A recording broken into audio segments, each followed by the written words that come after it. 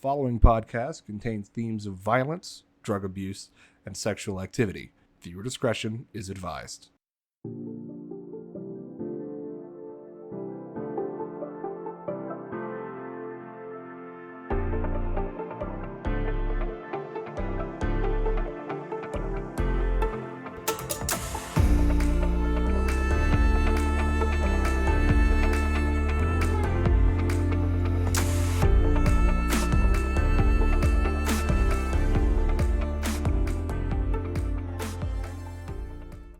Greetings, fellow movie lovers, and welcome back to Fade to Black, the podcast where we dive deep into the heart of cinema. I'm one of your hosts today, Nick, and I'm joined today by RJ. And together, we're going to embark on a captivating exploration of the films that have left an indelible mark on our souls. Today, we are doing a dive into the 1999 film Cruel Intentions, starring Ryan Phillippe, Sarah Michelle Gellar, Reese Witherspoon, Selma Blair, and many others. Now, RJ, you chose this movie. Right? Correct. You chose for us to watch this film and, go through it. So I just kind of want to ask you basically to start off with what made you choose Cruel Intentions? I absolutely love this movie. It was, I would have picked it for the first episode on one of the genres that we would have had, but there's some other ones, but I've always loved this movie. I kind of love the, kind of hijinks that Ryan Phillippe and Sarah Michelle Gellar's character get up to, stuff like that. And I'm a big sucker for kind of like romantic movies. As we know from your Notebook, yeah, very deep explanation as to why you love the Notebook so much in our first episode. Yeah, but so before we get into specifics, I just want to ask you, what do you think of the movie? I thought it was interesting. There were definitely some moments where I kind of felt like the tone, I'm not gonna lie, made me a little uncomfortable watching it. Understandable. But I mean, I've got, honestly, a lot of good movies can do that to you, Mm-hmm. And to bash on something like that for the simple fact of like, hey, there were some scenes that I was like, right, is a little, unprecedented. Mm-hmm. So I gave it, a real good college try, and overall, I enjoyed the movie. I thought it was interesting. Mm-hmm. Well, before we start diving into it, this is a spoiler warning for the movie. If any of y'all want to go watch it, come back to the episode and re-listen to what we think about the movie. You're more than welcome to. We're just giving y'all fair warning that there will be spoilers throughout this episode for Cruel Intentions. So we open up with the scene of the cemetery with him driving his car. I thought it was really good foreshadowing for how it ended. Yeah, for how it ended. So Sebastian's driving his car on the freeway, and he ends up dying by the end of the movie. And actually, he dies by getting hit by a car as well. I don't know if that you want to dive too deep into that. Look too far into it. But I thought it was really cool. Kind of like I always love foreshadowing in movies. How you can watch a movie and then you can watch it again later on, and then then you go, oh, I get it now. Right. Like you see like little things that are like, oh, okay, that foreshadowed this, and that kind of told me what was about to happen. I didn't even realize it the first time watching. I always love picking up and foreshadowing, after watching a movie and then rewatching it again later down the line. So the movie essentially consists of Ryan Phillippe's character, who we will refer to as Sebastian, which is his character's name, and then Sarah Michelle Gellar, which is Catherine. She plays Catherine. They are stepbrother and stepsister, and they live in Manhattan, and they come up with like a plan essentially to get Reese Witherspoon's character, which is Annette, who that recently published like a tabloid thing about being a virgin until marriage, correct, and wanting to wait, and being with the one she loves, and that being the first time. And we were introduced to Sebastian in a very particular way, actually, I found kind of interesting because you don't see it so much in Mm-hmm. film nowadays. The very first scene we're introduced to Sebastian is he's in therapy, Right. you know, and he's talking about, you know, how he's, you know, somebody that isn't well, and you know, he's mentally messed up, and he does messed up things, and you know, it almost seems genuine, Mm-hmm. like right out the gate, and he's talking with his therapist, and you know, I like the connection drawn where, you know, the therapist seems like, you know, you're interacting with her, and then, you know, he hands her, or she hands him like a copy of her book. It's like a self-help book, And then immediately writes And then- down bill for book. right? You know, like add it to his bill or something. So it's Right. kind of showing this, you know, dichotomy of, She's just trying to make money. right, you know, this person that's already probably got wealth, Mm-hmm. you know, and having clients such as, you know, this person who at this point we've seen drive a very expensive car. Which is a 1956 Jaguar Roadster, which is a beautiful car. Oh, it was fantastic. I loved it. Yeah. But It's like one of my dream Yeah. cars that I would want to have. right, but like If I had all the money in the world, you know? so we're introduced to this character, and we're already seeing, you know, this kind of power play Mm-hmm. that's like, you know, oh well, she's just looking to make more money Mm-hmm. rather than really help out Sebastian. And you know, obviously Sebastian's like little line he throws in there, you know, oh, you have killer legs. I would love take to photos. photograph them. Right. And a little bit later, She gets a phone call from her daughter. right, And the daughter, she's put on hold at first, and then she answers again. She's a little mad at that. But she calls to tell her mom that she fell in love with a guy. He took pictures of her, and the line that the guy used to take pictures was, "You have killer legs." And so the mom kind of puts it together, the therapist, and she's like, "Oh my God, Sebastian!" And they're provocative pictures, and he posted them online. And what I thought was pretty interesting is he took the same book cover that the therapist had given Sebastian. He took Mhm. that same book cover and put her daughter with the provocative pictures on Right. there. I thought that was like a little neat thing to that I noticed. Well, and, So then he put it on a website. yeah, he put it on the website, Where right? and like the website itself was continuously like, hey, like you noticed it while they were on the call. It was Right. just like, you are a slut. Slut, Over- slut, yeah, slut, over like, and over over and over again. again. Yeah. So she realizes it, and she starts, you know, banging on the glass, looking down at Sebastian, who just threw her book away. That she That he just got, given. yeah. Yeah, he just threw it away. She's banging, and he's looking up, like he's looking confused on his face because I'm sure he saw this other female come walk up to him. Mhm. She's like, "What?" She's like, "What's her problem? All this?" And he's like, "I don't know. Needs therapy, I guess." You know, I thought that was funny as well. And then he walks off, so you can see this guy is just a tremendous player. You know. Well, it's kind of like a point that I had found with the movie is, you know, obviously the biggest theme of the whole movie is manipulation. Oh yeah, 100%. You know, it's getting what you want and getting somebody to do what you want Mhm. by any means necessary. And another big point that I really saw in there was, you know, you using sex to get what you desire. Mhm. You know, and we can kind of see it as like, you know, Sebastian is using sex to just like further his reputation, Mhm. you know, or basically to just get that pleasure you get from sex. Mhm. And But he's not using pleasure in that sense of form. He's using it to, you know, have like more like reputation. right, Like that type and of then way. whereas like Catherine, Mhm. you know, she's using sex against Sebastian.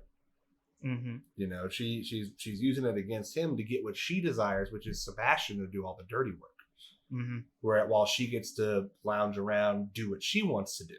Right. So I thought that was a really cool because it used that kind of manipulation almost as it should be, as like a double-edged sword. Mhm. And I mean, I thought it was fantastic. Oh I yeah. thought that was really good. And kind of diving a little bit deeper into the whole Catherine Sebastian dynamic. They form a bet because they see Annette's little, like, you know, tabloid thing about it. And they form this bet where Sebastian has to sleep with her. Now she, the proclaimed virgin until marriage, the new headmaster's daughter. Right, Annette. That if Sebastian sleeps with her, then Catherine will sleep with Sebastian. Whereas if Sebastian fails, Catherine gets the roadster.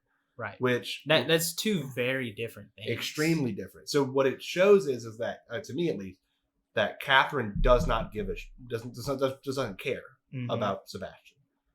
Whereas she knows that Sebastian has feelings for her and wants her, so she's going to use that to her advantage. And I thought that was to get something she wants, right, which is the car. The car, which is a really neat little nod to it. I thought that was really nice, and that's kind of where those moments where I got a little uncomfortable is when they're like all touchy feely on each other. Yeah, and like I mean, it's 2024. We know one of the biggest categories, in porn is the stepsister thing. But seeing it almost felt like there was like incestuous vibes, from that. Like every time they were on scene doing something like that, it wasn't like a, it was like you felt uncomfortable. Yeah. I'm not so sure about this one, bud. Right. And well, the first time you're introduced to Catherine, she's talking to a mother of a I'm sorry, I'm a little tongue-tied right now. She's talking to the mother of somebody that's about to go to the same school as her, and she wants her to tutor her, kind of show her around, type of thing. And well, don't forget to mention that Catherine is actually also the student body president of that school. Correct. And so she's a student body president. She's got a lot of reputation of her own as well. And she's kind of like, her reputation is kind of the goody two shoes. She does everything right. She's a student body president. She's got to have a good image, And like a scene I kind of liked was when the mother was asking her, how do you get through all these hard times? And she's like, well, when I'm ever having a difficult time, and she pulls out a cross, I turn to God and he helps me through my problems. I think that was the line that she said. Right after they leave, you see she opens it up and you can see there's cocaine in there, and she immediately snorts it. So like I thought that was neat, because she kind of hinted at, I turn to God, but right. In reality, I just use cocaine to kind of get me through that problems, but right. She has it hidden within a cross. Yeah. Something very big that I noticed throughout the movie, and it was like overt at times, but also a very subtle insertion, was the underlying tones about Christianity in there. Yeah. We have Annette, who's got the whole tabloid about being a devout Christian, and waiting till marriage, and then you kind of have that opposing force of Catherine. Oh, well, I turned to God, and turns out that she's turning to narcotics to get through it. And right. Something that I kind of really begin to notice was how some of the characters actually represent some of the 7 deadly sins, at least in my eyes. Okay. In what regards? Well, I could pick up on a few. I feel that Sebastian obviously represents lust. Oh yeah. This longing, also this desire. Catherine would too as well. I don't think Catherine represents lust, actually, because she wants to get laid a lot, as evidenced by when she bones Ronald and all that other stuff. But the way that she's using Sebastian, and then when it comes time to it, and he breaks it off with Annette, and he's like, "Yeah, we're gonna do it now," and per the line in the movie, "I don't fuck losers," So to me, I feel that actually Catherine represents more of the sin of pride. Because, kind of like upholding herself as this student body president, little Miss Goody Two Shoes, and, well, I turned to God for help, and I thought that was interesting, that instead of being the same way as Sebastian, her manipulative tendencies wanted to further herself along rather than just get laid, become infamous in the school, and that's that. Right. I mean, and it kind of plays into society, because you got that thing where it's like, oh, if a guy sleeps with a bunch of girls, they're insanely popular, but if a girl does it, immediately labeled a player, and right. And if a girl does the same thing, she's, you're a whore, right? Whore, slut, all that. So, yeah. So the reason that Catherine is talking with the mother of this student that's about to go to the same school as her is because she's trying to get back at her, the student, which is I think her name Selma is Blair, which is Cecile, Yeah. is her character's name. So she's trying to get back at Cecile because a guy she was seeing and messing around with dumped her to get with Cecile, and she felt betrayed by that, so she wanted to get back at Cecile, kind of do the same thing to her, and so which I kind of think adds to my pride argument. yeah, Of like, you do one thing to me, I'm gonna do it back. Eye for an eye type of thing. Well, not so much the eye for an eye, but it's like the whole thing of, oh, you're gonna leave me to go with her. Well, I'm gonna ruin that for you. Let Mm-hmm. you know how bad you messed up. Mm-hmm. And I mean, to me, I think that Annette actually also represents something, but she doesn't represent a sin. She represents one of, actually, to me at least, two of the seven heavenly virtues, Mm-hmm. which kind of act in that opposition Right. in the Christian methodology, where I think Annette embodies humility and chastity. Mm-hmm. Now, admittedly, Annette and Sebastian do sleep together. They do. Before they're married and all that. So, the chastity thing's a little confusing. In the beginning. In the beginning, I feel like the humility of her knowing and actually following Christ and doing all of that, she's like a direct opposition against Catherine. Mm-hmm. Whereas the chastity is a direct opposition against Sebastian. Mm-hmm. And I think it was really neat to see that kind of beginning to play out. Right. So right after you kind of find out about the wager and whatnot, Sebastian goes to his aunt's, and Annette's just so happens to be staying at his aunt's place while her parents are getting ready because, like we had mentioned earlier, her dad is about to be the new headmaster of the college that they're at. So he's got this whole plan. He's trying to get her, and I really love this scene where she's sitting there, she's reading a note or a letter that she had received about Sebastian, stating, "Oh, he's a player, all this and that," kind of warning her to stay away from him. Mm-hmm. And so she's sitting there reading it, and you all of a sudden hear music start to play, and at that point, she goes, tries to find the source of the music, and she goes into the pool house, and Sebastian's just sitting there listening to the music in a wheelchair by the pool. And she was like, "Oh, this, like, why do you have the music so loud? It's playing throughout the entire house." And he immediately like, "No, it's just playing in your room." I love that. Mm-hmm. So she's like, "Okay, whatever, just turn it down." Essentially, she goes to leave. He immediately turns on another song. I can't think of a name, but it's like love me type of thing. Say that you love me, fool me. Yeah. Right. And so I love that. And so he asked her to take a swim with him.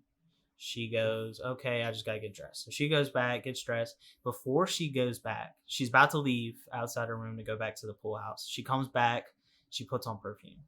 Now at this point, I'm like, she mentioned her boyfriend that she had, Trevor, backpacking through Europe. Yeah, right. Trevor was his name, in the tabloid that she written, and so she's about to leave. She heads back. She puts perfume on. Like obviously, she's thinking, "Oh, he's really cute, all this and that." Mm-hmm. But you have a boyfriend at this point, right? And so it's like, why would you do that? Well, I feel like that kind of goes through the whole underlying tones of Christianity, and mm-hmm. I feel like it's that temptation into lust that really comes out. And she puts on the perfume because at this point she's doubting herself, which kind of ties into a line she says later as to why she can't be with Sebastian, because she doesn't trust herself to hold to her virtues for him, mm-hmm. With him. So I thought that was a really neat little kind of thing. And, it's odd to think about it. You know, you see this movie and it's all about this player who's, you know, sleeping with loads of women and, you know, screwing them over and all that stuff. And, you know, I really noticed this huge thing about being born again through love, Mm-hmm. you know, and kind of Sebastian turning his life around and, you know, Right. turning his back on what he'd been doing all this time. So it was like, I like to think that the bet was to corrupt Annette, whereas I feel like Annette corrupted Sebastian and, you know, changed him. Mm-hmm. So I think that was a really neat kind of play into that. Right. And so she goes into the pool. You know, she's swimming around. He starts listing off qualities about her that he likes, and she immediately calls him out for it. And she goes to leave. Well, she talks about her boyfriend Trevor, and we find out he's backpacking through Europe. Mm-hmm. Okay, that is the last time she ever mentions Trevor ever again. This is the last time you hear about Trevor. I thought, like, because eventually they do get together, right? Mm-hmm. Nothing about Trevor ever again. It's like poor Trevor's just in Europe backpacking, thinking his girlfriend, who had wrote a whole tabloid about being faithful, waiting till marriage. You know, he's thinking, oh, she's just sitting at home waiting for me to come back. You know, I'm gonna have my fun. I'm gonna go back, and then we'll be together again. I just thought that was pretty funny that they had never mentioned Trevor again after that scene in the pool. Yeah, I mean, it's interesting. I loved it. Thought it was kind of funny because I even think when we were watching it, I called it out. Mm-hmm. I was like, so you're not okay with sex before marriage, but you're okay with infidelity, right? With adultery? That's, you know, you draw the line at this point with something that's even past that. Mm-hmm. You don't draw the line there. It was a little confusing. But I mean, after their little swim, we kind of jump back more into like the Cecile storyline, mm-hmm. where Cecile, it's revealed that Cecile's infatuated with her music coach, you know, and Ronald, right? And they're actually, you know, like Ronald is sending her love letters, mm-hmm. and she's hiding them in this like antique dollhouse she has, and you know, Catherine, being the manipulator that she is kind of playing both sides of the fence there. Right. Is encouraging her to go after Ronald, but is also trying to undermine her. Right, by warning her mother, hey, Ronald is, you know, trying to seduce your daughter. She has love letters from him.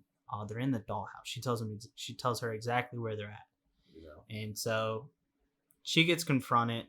She's all upset about it, and Ronald just leaves, gets fired. And after that, you know, as soon as he goes to leave from Cecile's apartment, Sebastian and Catherine waiting right outside the elevator for him. Immediately, like, look, we got a letter from her. Here you go.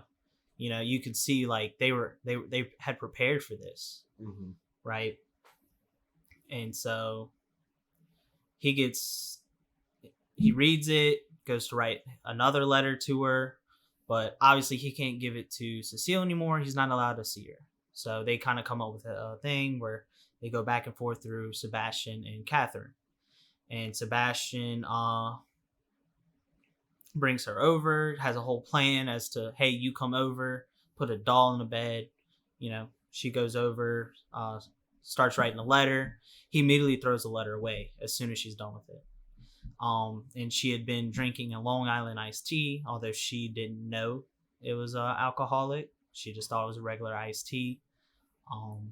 You know, and then Sebastian, you know, kind of from the orders of Catherine, takes advantage a little bit, trying to awaken her sexuality for Cecile. Yeah, because I think even Catherine had said a line earlier about, you know, speeding up her sexual awakening and stuff like that. Yeah. And so in order to kind of get Cecile, you know, like to be like more invested into Ronald and kind of that whole thing, I believe that's what that was for. So that way she could just, you know, take Ronald away. I think that's what her plan was, because Ronald had ended up coming over for Catherine a couple times throughout the movie. And so, you know, Sebastian, kind of takes awakens her sexual, has her little sexual awakening with Cecile, and at first she's a little disgusted by it, but then she goes along with it after Catherine's like, everybody does it, they just don't talk about it, and she's like, oh, okay, because Cecile, it's like a secret society, right? Yeah. She thinks she's part of a big secret society, and she's all excited about that.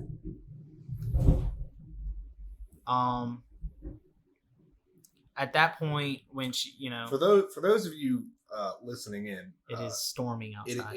It's a really bad storm outside. So right. As we're recording this episode, I'm going to try, and when I'm editing the audio and cleaning it up, I'm definitely going to try to make sure that that's not super noticeable. However, if there are segments of the audio where you do hear like the thunder or possibly the house shaking from said thunder, I apologize in advance. I'm kind of limited in really what I can fully do to make it like really clean it up. Mm-hmm. So meanwhile, while this whole Cecile and Ronald thing is going on, Sebastian is still going after Annette, trying to fulfill the bet. But you can see it's starting to change him a little bit. She's definitely getting to him. They go do charity work. Yeah, that's another thing house. I even noticed was, she another one of the 7 heavenly virtues is charity. Mm-hmm. And they go and they do this act of charity together.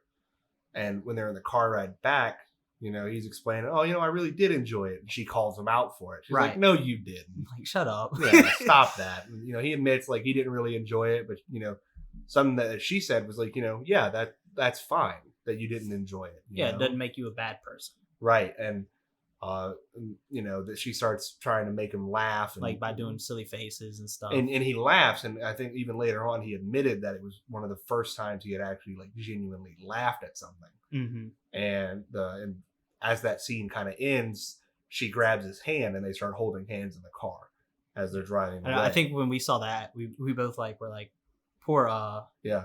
I forgot his name because they Trevor, don't. Yeah, right? Trevor. That was his name. Yeah, because they only mentioned him twice.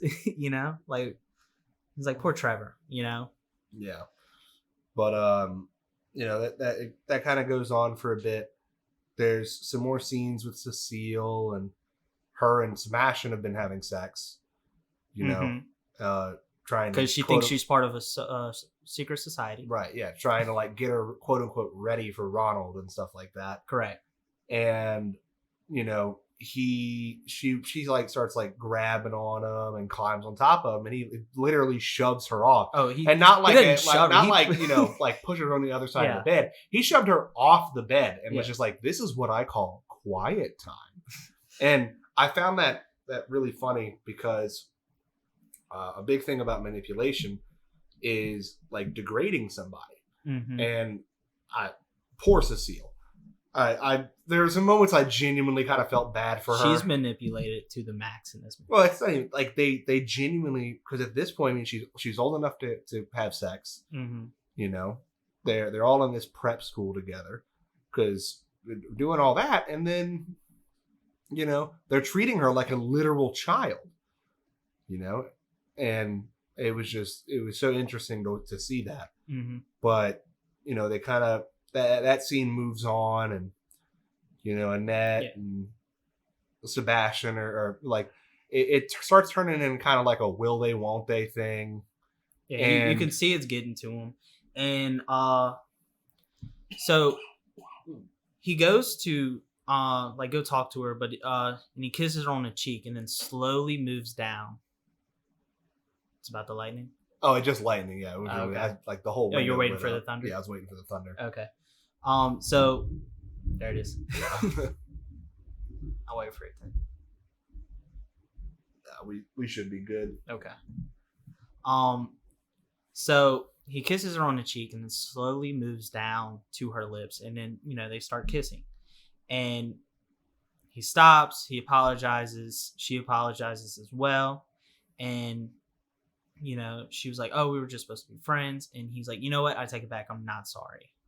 And he goes off on a whole spill, being like, "Look, you've been waiting for love, and here it is. I've got feelings for you." No, because that was actually later. that scene you're talking about. So he's like, oh, Well, no, he also says it within that scene there as well. Yeah, Okay. he says Well, it a couple times. Yeah, but he's like, oh, I have feelings for you. Can you honestly say that you don't have feelings for me? And she says she does. And a big part of it for me is, and that's where that line comes from. Well, at this point in the movie, mm-hmm. you're still thinking that it's all the bet, that it's that manipulation, mm-hmm. and you're not realizing that it's actually not. Yeah, it's that shift, mm-hmm. Into him actually loving her. Right. Well, so I think at this point, because before he did this, started kissing Annette, he just got done talking to Catherine, who took his keys and like, should I go take my new car for a ride? Like shoving in his face that he hasn't accomplished the bet yet, and he even says the line. He's like, the only thing you'll be riding is me, and mm-hmm. He immediately goes out there right after that. So I think at this point, I'm not 100% sure. Sorry.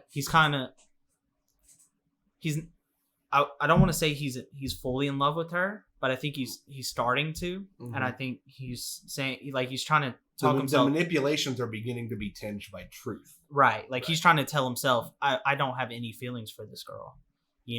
I'm just doing this for the bet, mm-hmm. Just so I can sleep with Catherine. I think that's what he's telling himself at this point. Yeah, she admits that she does have feelings, and that's where that line you said earlier, where she said she doesn't trust himself around her, mm-hmm. and so she leaves, and then it shows it later that night, and he goes into her room, and he's telling her goodbye. He's leaving. He's not staying at his aunt's no more, because he had been staying at his aunt's for a couple of days at this point, because he says like something about how you're not giving me any attention or something like that. I think it was a big thing was like, you're a hypocrite. Oh yeah, you're a hypocrite. You're correct. A hypocrite because you talk so much about love, about waiting for love. Here it is, and here it is right in front of you, and you're not going after it. Right. And that makes you a hypocrite. Mm-hmm. And so he goes to leave, but she tells him to wait. She locks the door. They start kissing again. And she starts to unbutton her shirt. And, at this point, you're thinking, oh, Sebastian's about to fulfill the bet. He backs out of it, actually, not her. She mm-hmm. was fully committed. It was Sebastian. So I think in this moment, he finally realized, no, I'm actually in love with this girl. Mm-hmm. I think that's when he stopped questioning himself, trying to talk himself like away from it, being like, no, I'm just doing this for a bet. Once he got into the moment where he was able to accomplish the bet, he didn't do it. He didn't go through with it, And I think that's the point where he realized, oh, I'm not doing this for a bet anymore. I'm doing it because I actually do love her. And if she wants to wait, she can wait. Mm-hmm. He was making fun of Trevor earlier, where she had stated in her tabloid that Trevor understands. Trevor can wait too. Trevor understands. Right. He says it sarcastically as he reads it. And, I think at that point, he understands that Trevor understands now at this point, And so he doesn't go through with it, Cut to next morning, she leaves. You see her all her stuff is packed up. She's going to stay at her friend's. And I actually do love this scene where he's trying to figure out where she's at. So he finds out she's going up the escalator. Yeah, escalator. Sorry, I get elevator and escalator words mixed up sometimes. And he's standing right at the top as she's going up. And then, she says, I'm impressed. And he's like, well, I'm in love. And, they start kissing. And then at that point, he essentially accomplishes the bet. But, he doesn't brag about it. Yeah, he doesn't go to... Yeah, he didn't immediately go to Catherine hey, afterwards. Guess what? I plowed her. Right. Actually... Get naked. Right. Right after the intimate scene with Sebastian and Annette, he kisses her goodbye, sends her off on a limo back to wherever she's going to stay at. And Catherine's right outside. And witnessing it. And she is pissed out her fucking mind, Mm-hmm. I thought that was something to notice where she's starting to see that Sebastian isn't infatuated with her anymore, because now she's starting to realize, oh, he's actually in love with Annette. You know, Mhm. Sebastian's not in love with me anymore. And, you know, like you can kind of see where her plans kind of switch from like getting back at Cecile, which she still kind of tries to get back at Cecile. But now it's about Sebastian. She needs to get back at Sebastian because Sebastian don't care about Right. her. Well, and that was a big thing because in the next scene, Sebastian's walking to the house with a bushel of flowers. Right. And he hears moaning from Catherine's room, and so Mm-hmm. he puts the flowers up and knocks on her door, and she's like, "Well, 1 second, okay, Yeah. come in." And, you know, even Sebastian's like, "Clearly, you wanted me to know what you were doing." Right. And he's You like, know? I wonder who's here. He pulls out the drawer where you find Ronald is hiding. Mm-hmm. And, you know, it kind of confused me a little bit. Like, I kind of understood why Ronald was there. But, you know, towards the end, how what Ronald did, it kind of confused me a little bit, how harsh he reacted with everything. Right. Well, I mean, Like, I can see why, but I can also, like, I don't fully understand. But, so, and I love the line from Ronald as he's leaving from outside their apartment, where he's like, there's some fucked up shit in this house. mhm. And I love that line. Well, so then, you know, Sebastian's talking with Catherine, Mm-hmm. and, you know, about the fact that he did it. You know, he won. Well, no, And- I don't think he did. He never directly said he won, Yeah. but even Catherine's like, "Oh, you know, you won." So right after Ronald leaves, you know, she had been having sex at this point. Mhm. So Ronald leaves, and she's like, "Oh, I guess you're here to fulfill your part of the bargain." And he's like, "Nah, I'm not in the mood." And she's like, "Well, I am." Yeah, she's like, well, like her direct line is like, well, I want to fuck. Right. You know, And he's like, "What?" And I don't. And, you know, he just leaves, and she is mad. Like because she's realizing that like her grip on him is loosening. right. And she, you know, she throws like a glass at the door, which I love the But cut. it was such a wimpy. Yeah, throw. it was such a wimpy. She's throw. like, ugh. I'm sure, And then, sure- like Joe Flacco threw it at the Right. wall. You know, like Tom Brady, Drew Brees, you Yeah. know, through the glass against the wall. Like it was the big cut. I loved it. But yeah, so during their argument, like she's essentially telling him, "Oh, what would Annette's father think? You know, the new headmaster, because he didn't know your reputation yet. It was sleeping with a bunch of different women and whatnot.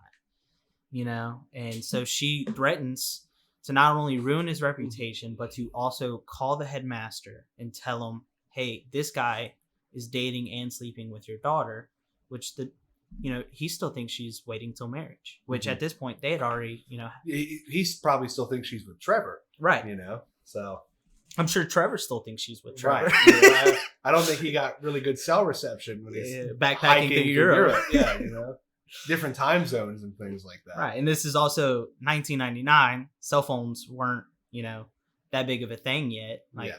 I think they had they had portable phones, but I don't Well, think it's 'cause I the think cell reception wasn't as big as a it thing. even dates it a little bit because I think in an earlier scene they were talking. It's like, oh, you can't call her; you'll have to page Cecile. You Right. know? It's like pagers were all the rage back then.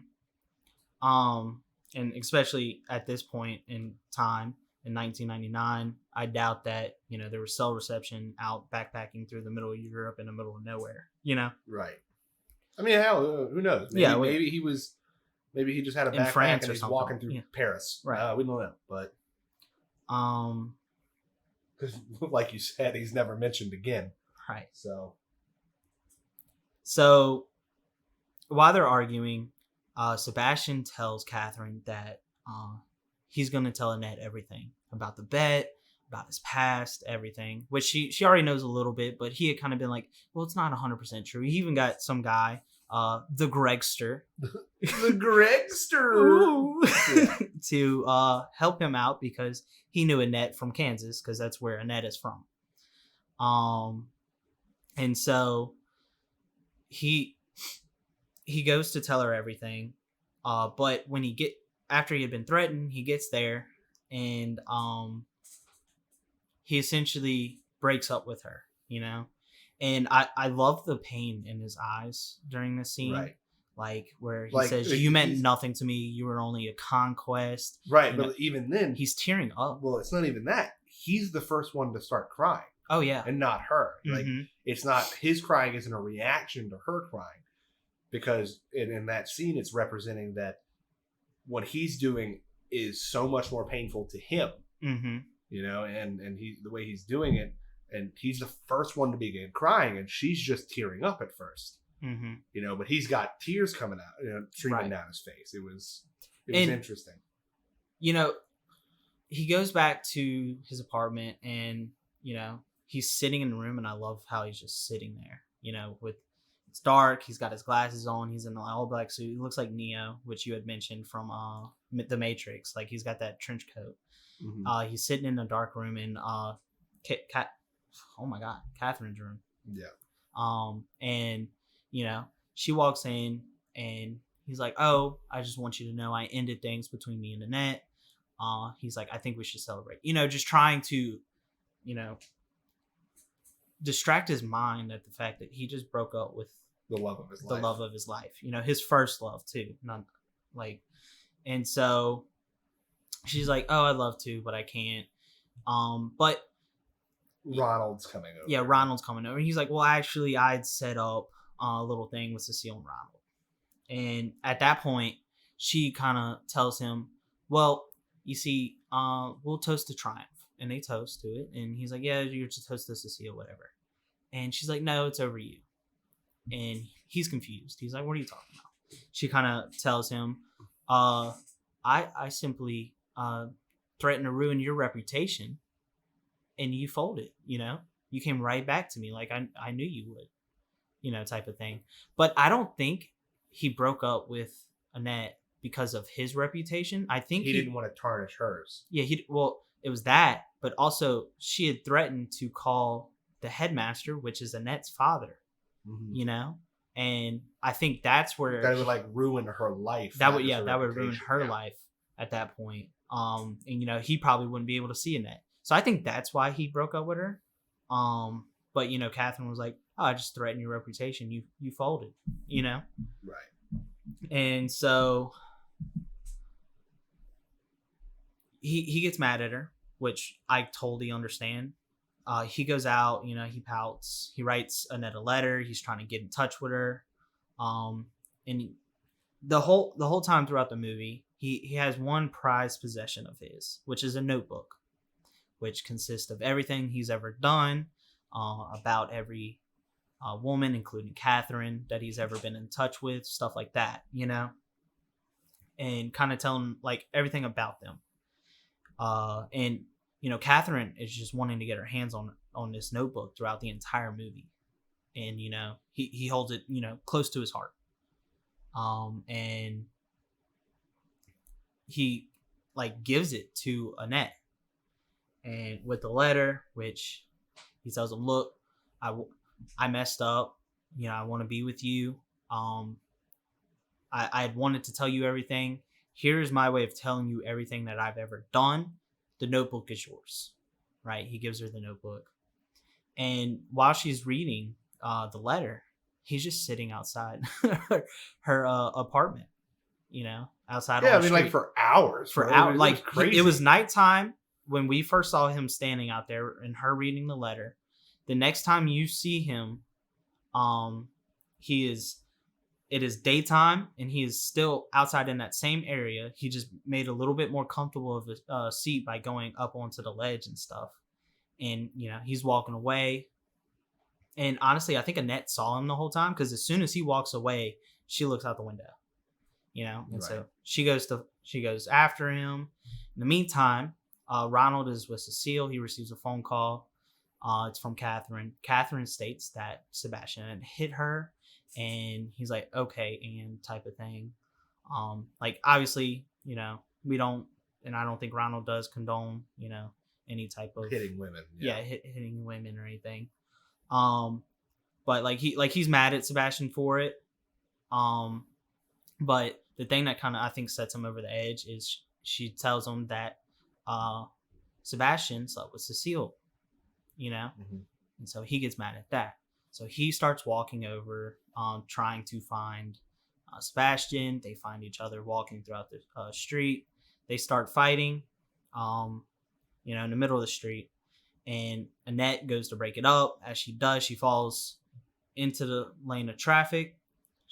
Sebastian sees a car, shoves her out the way, gets hit, and he tells Annette that he loves her. And then the next scene is of his funeral, beginning of the school year, I'm guessing. In which there's a funeral. You see Catherine's got a whole thing she's got to say, because obviously his stepsister and student body president. She's gonna have to say a few words, and Annette walks out. They act like they've never even heard of each other, essentially, right? And the one thing I was curious about was when Catherine goes up, she starts giving her speech, and then somebody walks in, and she whispers to like the students, and they all get up. Like, it's quick. Like, she whispers, they get up, they look at Catherine too, like while she's standing up there, kind of thing, and they all leave, and then you see more students start piling out to get outside and see what's going on. And Catherine's like, "What's going on? Y'all have no respect." Well, she's like freaking out, and like the first thing that comes in her head is that like don't you have any respect? Right. And it was interesting because you could tell, because we've seen the real Catherine the whole movie. Mm-hmm. So it's not respect towards Sebastian; it's respect towards her, right? Mm-hmm. And so I'm curious as to what she could have said so fast and so quiet for all the children to hear, but not Catherine. Right. It was quick. Definitely, yeah. All of the students just start going outside. And so she chases after them. They see that they're reading the book. Cecile hands her the book, walks away, gives her like a little type of thing. And she reads it, and she sees it's Sebastian's journal. And the name on it is Cruel Intentions. It's Cruel Intentions, yeah. Mm-hmm. It was like Cruel Intentions, the journal of Sebastian Valmont. And when we see this, and we had seen journal, this, we had seen this journal, like the pages within. Yeah, it's a whole huge thing about it's got calling out her coke addiction. Right, it's got pages about a lot of people, about Cecile. It's got about Annette. It's got about Catherine. And any other female he might have dealt with throughout the movie. Probably one with the therapist's daughter. Right. And she starts reading it. She immediately sees coke problem, and then it says it's in her cross type of thing. I love this scene because everybody looks at her, shakes their head. Her parents come out, open up the thing, pour the cocaine out of the cross, shake their head, walk away. Nothing. Right. You have irrefutable proof right here that she has narcotics on her, right? That she keeps it on her. She uses it, and you're just like, shame. Yeah, for shame, Yeah. And then they just leave. Yeah. Well, I also think the scene is backed up beautifully. I love this. By Bittersweet Symphony. By The Verve, I think. Yeah, by The Verve, yes. And I think it's like a really good ending song. Oh, I for the love whole this song. thing. I love this song because it's that bittersweet moment of Sebastian unfortunately passed away. And which I think he could have survived that car. Oh, definitely. I've definitely seen other people get hit by cars and live worse. But yeah, it's a bittersweet moment because Sebastian's gone, but they've been able to basically oust this essential Judas, and Annette is without the love of her life, but she's got the car. Yeah, that was another point I wanted to bring up. And she, how did she get the car? Dude, I don't know, because I highly doubt that Sebastian Valmont right. Here's had my a two will things. that he altered and gave the car to Annette. Like here are the two things, right? Like, did he know he was going to die and just leave it to her just in case, type of deal, or did he leave the cars at her the keys at her place? Because he was walking for most of the movie towards the end. Like the last time you see him in his car, he arrived at her place. Right. And so, like, maybe he left the keys Well, there. well, yeah, actually, no, because he might have had the keys on him. Right. Because that's what made. He arrives at her place, and then he's sitting outside for a while, and then as he's leaving that next morning, is when him and Ronald get into it, and then he pulls her out of the way of the taxi, and the taxi hits Sebastian. So, So, like, maybe he was like, I love you. And she's like, I love you too. And he like cries a little bit, and then goes like, oh, here's the keys to the 19, something Jaguar Roadster. yeah, that's probably a third. But like, maybe he left the keys at her place. And then she found them and figured, why not? I'll keep the car. This is a sexy car. I'm Right. keeping it. Yeah, right. And that's kind of where the movie ends, is her driving away with the notebook and his car as well. Right. The last pieces of things that she has of him. The last true pieces of Sebastian. Correct. I think that was really Because interesting. Sebastian loved his car. Because he wasn't going to go along with the bet at first. When it was first brought up. Where Catherine was like, "Oh, you can sleep with me if you win, but if I win, I get your car." And he's like, "No, that's my car. I love that car." And she hits him with the line, "You can put it anywhere." And he goes, "You got yourself a deal." Right. Yeah. But yeah, that's where it ends, and I just want to say I absolutely love the soundtrack to this movie. Oh yeah, it definitely had some really you got good Bittersweet moments. Symphony, which we talked about. You got the opening song, "Every You, Every Me" by Placebo. It's a great opening song. I loved it. Then you got Colorblind by Counting Crows, which is a scene where the escalator. I'm sorry. Yeah. I'm really bad at words. You think I wouldn't do a podcast, but Yeah. Escalator, that's where that scene the song starts picking up, and then it's also the song for the intimate scene, which is immediately after that that scene between Sebastian and Annette, and I thought it was a great song for that as well. And that's only to name a couple of them too. Like, I think all of them were, like, all the song choices that they had were great.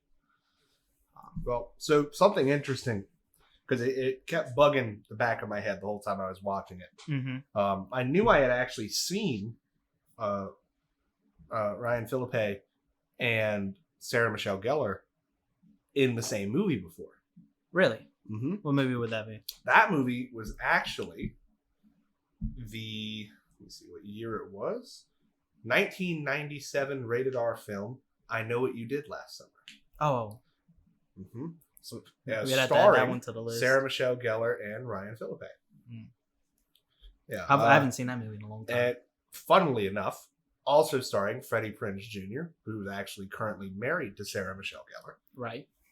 So I found it interesting because, like I said, in the back of my head, I was like, I've seen these two act together before in something else, and it actually had come out 2 years prior to this. So pretty much they had just gotten done, making a movie. making I Know What You Did Last Summer, and then they're cast together in Cruel Intentions.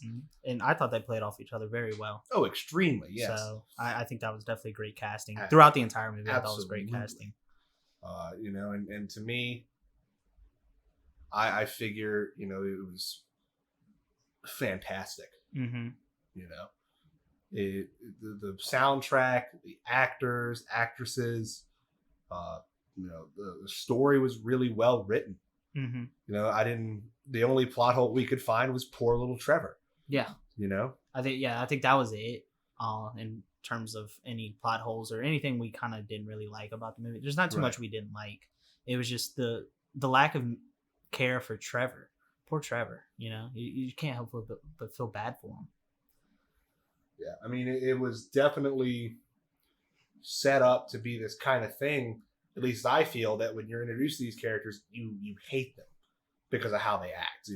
What they do, how they do it. Well, I think And you then- immediately like Sebastian as a character just because of the the snarky comics he makes. Right. Like during the Long Island Iced Tea that's scene. what I was kind of saying. It's like, they kind of set it up like you're supposed to hate them.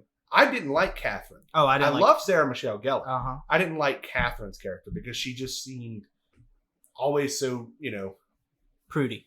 right. And then, but like Sebastian's just living his best life. Yeah, but he's also kind of just an asshole. Yeah. But not like, an asshole where you're But he didn't try to hide it like Catherine does. Yeah. He's just straight up, yeah, this is me. Yeah, well, he's not. He's like the kind of asshole where you're not like, wow, that guy's a dick. Right. He's the kind of asshole where you're like, okay, that was a little funny. Mm-hmm. Like during the scene with Cecile, where she's drinking the Long Island iced tea. He's like, okay, well, I'll just call your mother. You can leave. Mm-hmm. And she's like, no, she's drunk. No, you can't call my mom. And he slaps his head. He's like, oh, that's right. She doesn't know you're here. Yeah. I love that. I think this is a very good choice for the second movie we watch. Thank you. Very, very fun watch. We got a lot of good points out of it that we noticed. Thought that was really neat. I think I'm gonna go through and I'm gonna do just a little bit of trivia on it, kind of like how I did last time with The Devil's Advocate. Just kind of throw a little bit out there. Maybe somebody would think that was pretty funny. So I know we kind of talked about this a little bit before you started getting into trivia. Like how you were talking about it, it felt a little weird. With the incestuous, yes. Thank you. Parts. Also, we had mentioned it was a little bit weird watching Sarah Michelle Gellar, kind of right. Well, because I know her mainly as Daphne. I haven't watched very many of what you had mentioned, Buffy the Vampire. I haven't seen that too much. Because in the back of my head, I'm always just recognizing her. Though that's Daphne, right? From Scooby-Doo, the live action, or Buffy the Vampire Slayer, and kind of harken back to what you said about how I had mentioned he's walking around like Neo from the Matrix. Right. I realized that it wasn't just like Neo. He also looked like it was the same outfit that like Spike and Angel had worn in Buffy the Vampire Slayer walking around. So that's why she was mad, Yeah. She got a vampire running around. Yeah, but we made the joke that she was mad because there was a vampire living with her, Right. But yeah, we can get into trivia. I just wanted to mention that real fast. So did you know that the movie was originally called Cruel Inventions, but test audiences thought that made it sound like a science fiction film, so the name was changed before it was released. Wait, it was changed right before it was released? It doesn't specify an exact time. Because, like, the notebook that they get, like how we mentioned, it's titled Cruel Intentions on that notebook that when it gets published. Well, they probably just reshot it. I mean, maybe, yeah. Because, I mean, it's a quick shot. Yeah. So, okay. According to the costume designer Denise Wingate, Selma Blair's red hoodie was supposed to invoke Little Red Riding Hood. I can see it. She's going into the big bad wolf slayer with Catherine and Sebastian. Right. For legal reasons, writer and director Roger Kumble had to ask all of the actresses auditioning for Cecile how old they were, because of a sex scene between the character and Sebastian in the movie. So we were bringing in all these people, he recalled to Cosmopolitan, and they were all good, but I remember Selma came in and said, and I said, how old are you? And she goes, in Cecile's bratty voice, how old are you? And she was so obnoxious, and I couldn't get it out of my head. It fits. Yeah.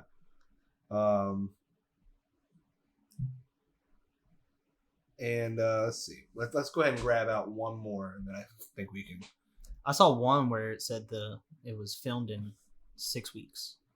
This entire movie. Wow, that's crazy. Weeks. Yeah. Like you couldn't tell. Like it's a great movie. It's very well paced as well.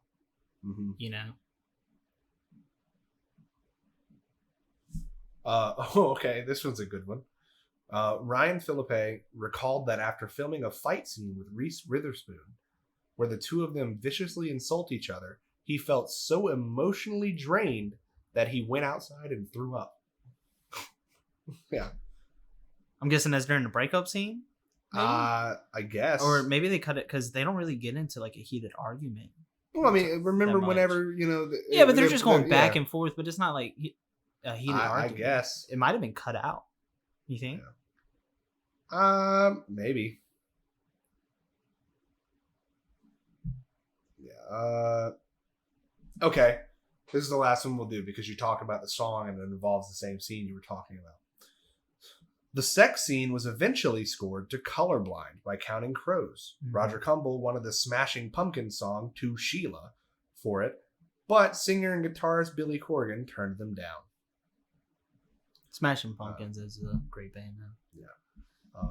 But anyway, that was Cruel Intentions, starring Sarah Michelle Gellar, Selma Blair, Ryan Philippe, and many others.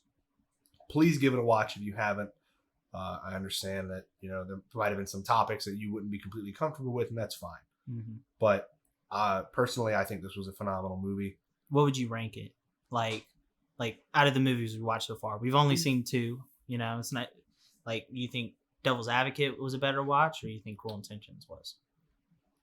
I think, and this might be a little insulting, but I do think The Devil's Advocate was better. Okay. Simply because The Devil's Advocate, tugged on the heartstrings a bit more. Okay. Whereas, you really were more focused in this one on the manipulative patterns of Sebastian and Catherine, and we kind of get that same manipulative stuff from, Al Pacino's character, John Milton, in The Devil's Advocate. But I feel like this one, since it was more of a love story, focused more on redemption, whereas The Devil's Advocate focused more on corruption. And I kind of like that aspect of it. Okay. But I see that Cruel Intentions on IMDb had... Oh my God, it's still on trivia. There we go. IMDb was rated a 6.8 out of 10 on IMDb, whereas The Devil's Advocate... There's a lot of The Devil's movies in IMDb, I'm noting. Whereas The Devil's Advocate was actually rated a 7.5 out of 10. Okay. We could have differing opinions on this. I personally like The Devil's Advocate more. But, you might have liked Cruel Intentions more than The Devil's Advocate. That's fine. Where would you place it on the movies we've watched so far? I like you had said, I would place Cruel Intentions before Devil's Advocate. That's just because, I absolutely enjoy this movie. Not that I didn't enjoy The Devil's Advocate. I just enjoyed, like the sly humor with Sebastian. I enjoyed, the manipulation, like all that. I just, like I said, I'm a sucker for romance movies. Completely understandable. Yeah, so that I think that would be kind of like the few points that bring it ahead of Devil's Advocate. Well, that's going to be it for Fade to Black. We thank you all for listening. And I'm going to go ahead and leave you off with the synopsis for the next film that we're going to be watching that I have chosen. If you got a guess to it, go ahead and pop it in there. I'm going to leave a little Q&A in the episode on Spotify, so that way you can kind of answer in there and try to guess what movie it is. And here goes the synopsis. Suave, charming, and volatile, Reggie Cray and his unstable twin brother Ronnie start to leave their mark on the London underworld in the 1960s. Using violence to get what they want, the siblings orchestrate robberies and murders while running nightclubs and protection rackets. With police detective Leonard Nipper Reed hot on their heels, the brothers continue their rapid rise to power and achieve tabloid notoriety. Thank you for listening. This has been Fade to Black.